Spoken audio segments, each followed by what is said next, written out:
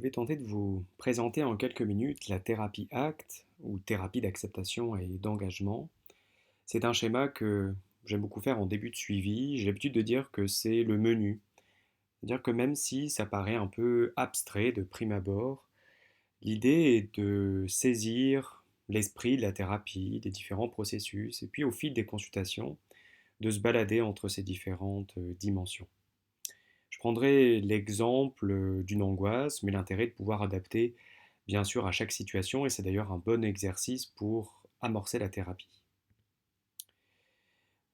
Je prends habituellement une feuille que je divise en quatre et je me mets au milieu avec la notion d'instant présent, c'est-à-dire comment est-ce que je suis connecté à l'expérience du moment, à mes cinq sens, à tout ce qui se passe dans mon corps. On parle alors de méditation ou bien de méditation de pleine conscience. Et pour illustrer ça, je prends l'image d'un bateau qui serait au milieu d'une tempête, et pourquoi pas une tempête émotionnelle. Et ce bateau va naviguer et subir des chocs, des vagues, et va être déstabilisé. Le bateau a cependant le choix, il peut décider de jeter l'ancre afin d'être plus stable, plus ancré dans le sol. Ce qui fait que, certes, ça ne va pas changer la tempête, ça ne va pas changer les vagues, ni les chocs qu'il va recevoir, cependant, son vécu, son ressenti ne va pas être le même. Eh bien, c'est la même chose avec nos émotions, c'est-à-dire que si on a une tempête émotionnelle, probablement que notre ressenti va être moins douloureux, moins déstabilisant si je me reconnecte à mon corps, à mes cinq sens.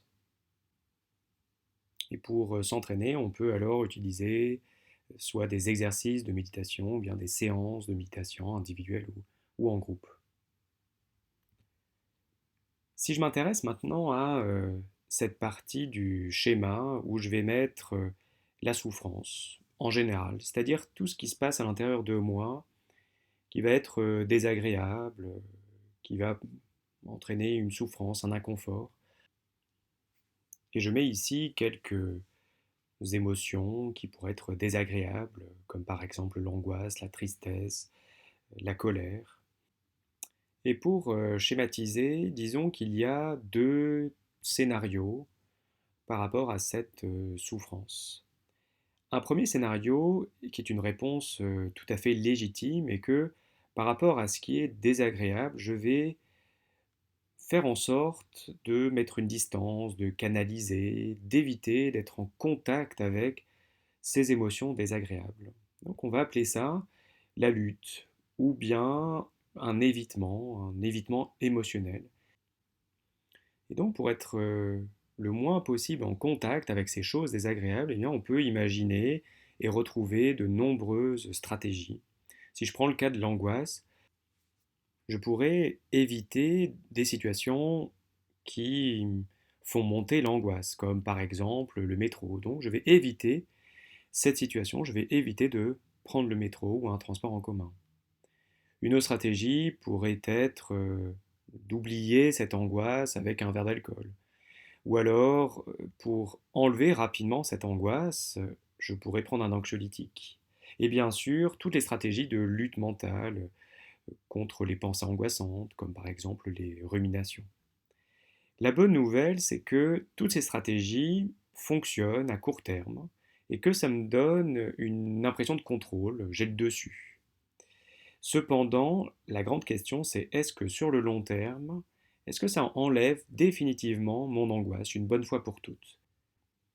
Probablement que non, et que j'expérimenterai à nouveau la même angoisse, ce qui me donnera envie de à nouveau adopter les mêmes stratégies de lutte, ainsi de suite, voire je ressentirai d'autres types d'émotions, comme par exemple la colère qui se rajoute, un agacement vis-à-vis de cette situation.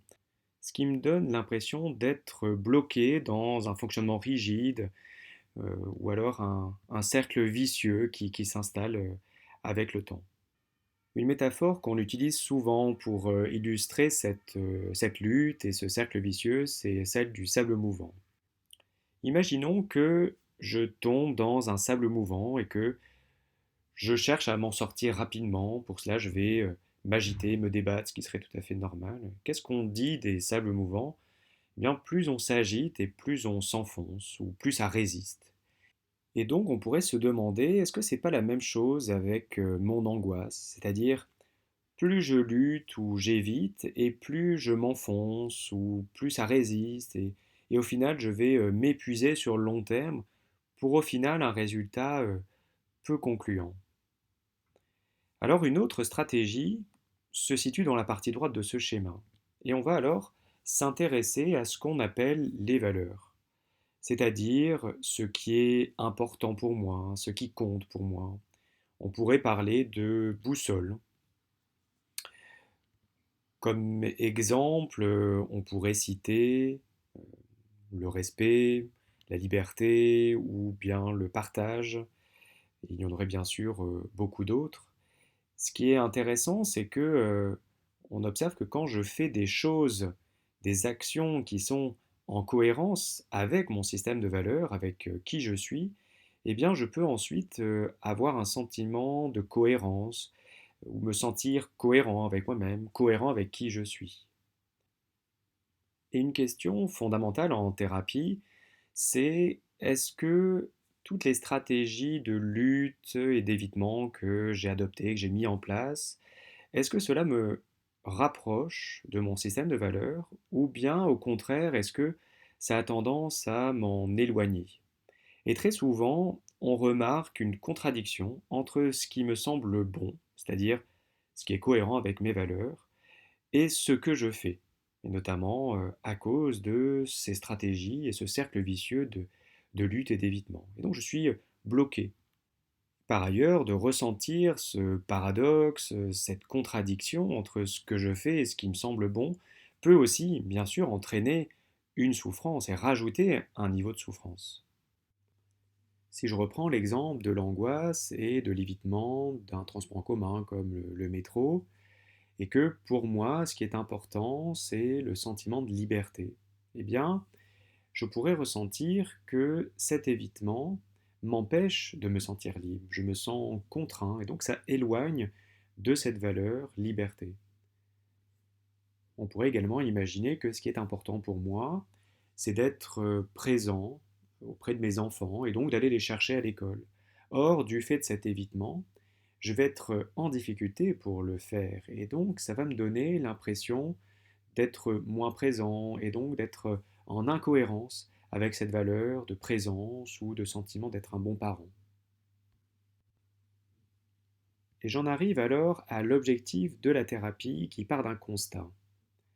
Si toutes les stratégies que j'ai mises en place ne fonctionnent pas sur le long terme, voire j'ai l'impression que ça empire, et surtout que je suis moins disponible pour les choses importantes, pour les choses qui ont du sens pour moi, et que je m'en éloigne, eh bien, au lieu de lutter contre quelque chose que je ne peux pas supprimer, si je change mon rapport avec l'angoisse, si je fais avec, si j'accepte, même si ceci peut paraître contre-intuitif, mais très probablement que cela me prendra moins d'énergie, que cela sera moins coûteux, et surtout que cette énergie que je récupère, je pourrais alors la réinvestir dans ce qui compte pour moi, ce qui a du sens, c'est-à-dire en direction de mes valeurs.